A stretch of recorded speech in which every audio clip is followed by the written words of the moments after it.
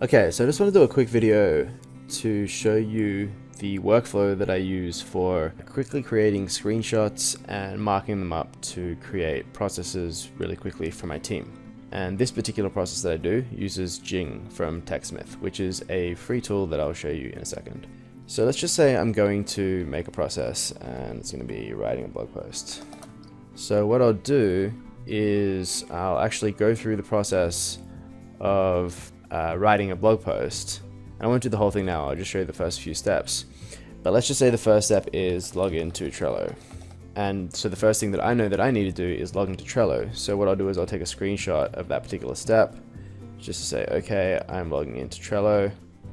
Obviously logging in to an account is a pretty obvious step. And what I've just done is taken a screenshot with Jing, marked it up, hit save to my screenshots, and that's done there already. And if I go here, I can add an image, attach the image. It's already here and it's saved.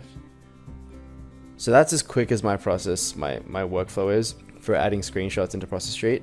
And I'm just going to show you how I do that now and break it down in a bit of detail so you can see what I'm doing. So let's say we're going to go to the next step and we're just going to say open the blog article board.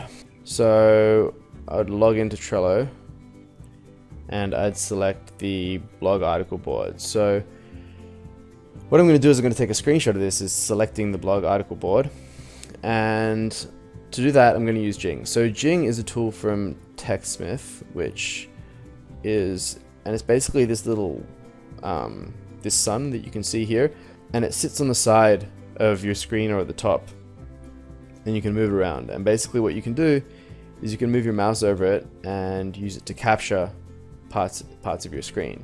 It will give you this thing that basically allows you to capture a portion of your screen like that. So what I might do is capture this part of the screen, and then down here I can click this capture image button. I don't know if you can see it, and it will capture the image.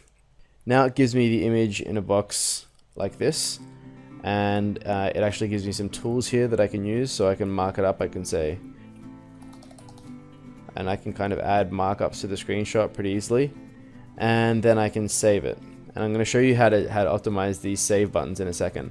But what I have is I have two different save buttons and one which is save to screenshots. So I click save to screenshots, and that basically just gets saved straight there into that directory. And that's really all it takes to kind of do it. So I want to show you a couple of tips.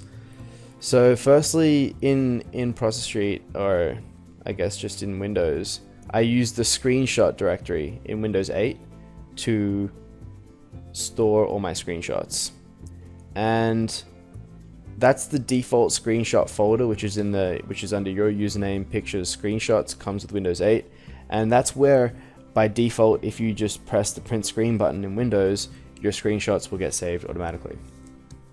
Now, I use the screenshots folder to kind of manage all my screenshots, and I also have this. I also put it in my favorites folder, so it's really easy to kind of access whenever I need that. Then what I did is in Jing, I'm going to open up the Jing settings, so Jing by TechSmith, and open up the settings for Jing, and then click on Preferences. And then click on the Customize Buttons option. And what that actually allows you to do is create different custom save buttons. So other places that you could have these save buttons go could be to like Dropbox or Google Drive. So you could automatically save your images or videos into Dropbox or Google Drive that you record with Jing. Jing, by the way, also allows you to do up to 5-minute screencasts as well, completely for free. So what I have done is I've actually made a button which saves to my screenshots directory automatically. When I finish a recording on Jing and I can just click save to screenshots, straight away that screenshot which I've already marked up gets saved to the screenshots directory. And because that's probably the last directory that I opened in Chrome, that's probably where the screenshot's going to be. So one of the other things that I do is I sort the folder by date. So what I'll do is I'll right click on the folder, go sort by, and click on date, and choose descending. And what that means is that the most recent images or files that come into this folder get shown at the top. So I know that when I go in and I do a screenshot and edit it and save it into this directory, and then I open it in Process Street, I know that this is going to be one of the top files in that folder, and it's going to be easy for me to find and quickly select. So I can easily just grab that and add it into Process Street in just a few seconds.